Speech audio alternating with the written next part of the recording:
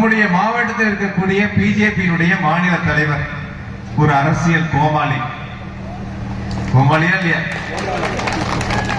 காலையில ஒரு பேச்சு, மத்தியானம் ஒரு பேச்சு, மாலையில ஒரு பேச்சு, ராத்திரியில ஒரு பேச்சு, விடிஞ்சா மறு பேச்சு.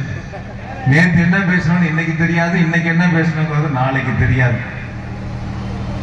அவர் சொல்றாரு இந்திய பத்தி, மும்மொழி கொள்கையை பத்தி. ஒன்னே ஒண்ணு மட்டும் அவர்கிட்ட கேட்கிறேன். லண்டன் படிக்க போறேன்னு போனப்ப நீ அங்க போய் இந்தியில பேசுனியா, இங்கிலீஷ்ல பேசுனியா?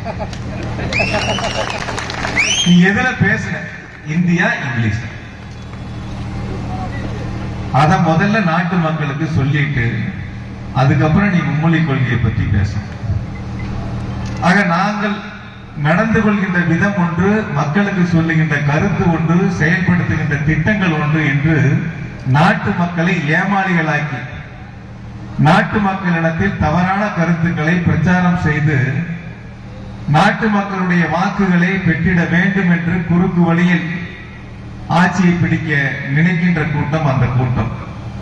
ஒன்றிய அரசு நிதி கொடுத்தாலும் கொடுக்காவிட்டாலும் தேர்தலில் கொடுத்த வாக்குறுதிகளை நான் முழுமையாக நிறைவேற்றுவேன் என்ற உறுதியோடு மகளிருக்கு மாதம் 1000 ரூபாய் உரிமை தொகை வழங்கக்கூடிய முதலமைச்சர் மாண்புமிகு தளபதி அவர்கள்.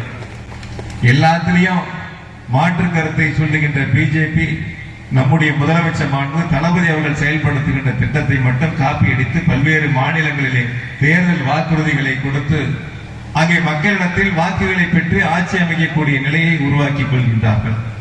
நம்முடைய முதலமைச்சர் மாண்பு தளபதி அவர்கள் மகளிருக்கு மாதம் 1000 ரூபாய் உரிமை தொகையோடு சேர்த்து அரசு பேருந்துகளில் கட்டணமில்லாத விடியல் பயண திட்டத்தை தொடங்கி வைத்து இன்று லட்சக்கணக்கான கோடிக்கணக்கான தாய்மார்கள் அரசு பேருந்துகளில் கட்டணமில்லாத பயண திட்டத்தை தொடங்கி கொண்டிருக்கின்றார்கள்.